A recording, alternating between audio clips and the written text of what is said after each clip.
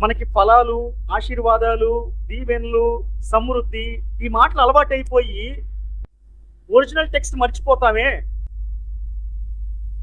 అంత డబ్బుంటే ఆగుతావా నువ్వు?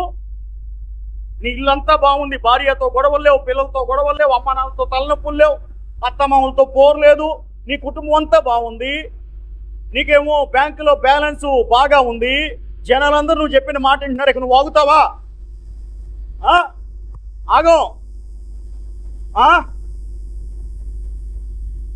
నేను చెప్పేది అదే, అన్నీ ఉంటే మనం అసలు ఆగం. 30వ అధ్యాయం సామెతల గ్రంథంలో ఆగూరు ప్రవక్త ఏం చెప్పాడు? ఎందుకని ఎక్కువ ఏం చేస్తావు? కాదు, కడుపు నిండిన వాడనైతే ఎక్కువైన ఎడల యెహోవాను విసర్జించి, పాఠం సరిగ్గా చెప్పండి, ముందు ఏం చేస్తావు? యెహోవాను విసర్జించి తర్వాత యెహోవా ఎవడని నేను అంటాను. కడుపు నిండిన వాళ్ళతో వచ్చే సమస్య ఇదే, డబ్బు ఎక్కువైన వాళ్ళతో వచ్చే బాధలు ఇదే కాదా?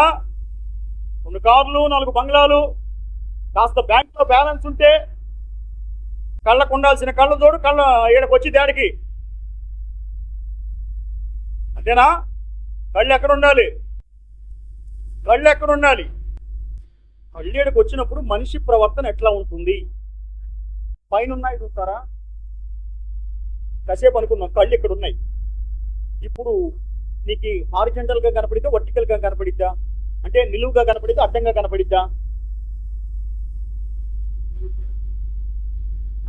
ఇక్కడ నుంచి ఇటు పైకే కనపడిద్ది, అంతేనా? అది నిలువుగా కనపడతాం. ఇప్పుడు ఎట్లా చూస్తాం మనం? అడ్డంగా చూస్తున్నాం. మనిషి అడ్డంగా చూడాలని చెప్పి దేవుడు కళ్ళు ఇక్కడ పెట్టాడు, అంతేనా? కానీ మనకి ఇక్కడికి ఎక్కితే మాత్రం ఎటు చూస్తాము? నిలువుగా చూస్తాం. ఇప్పుడు మనం కిందకి చూడాలి అంటే ఏం కావాలి? ఇక్కడ ఉన్న కళ్ళు కిందకి చూడాలి అంటే దేవుడు తల దించుతాడు, అంతేనా? ఇది బాగా గుర్తుపెట్టుకోవాలి. ఎక్కిన ప్రతి ఒక్కరికి దేవుడు దించుతాడు, అవునా కాదా? అవునా? రైట్. వాడి కళ్ళు ఇక్కడికి ఎక్కినాయి అని అర్థం ఏంటంటే అప్పుడప్పుడు ఇది కళ్ళ జోడు తీసుకొచ్చి ఇక్కడ పెడతాడు.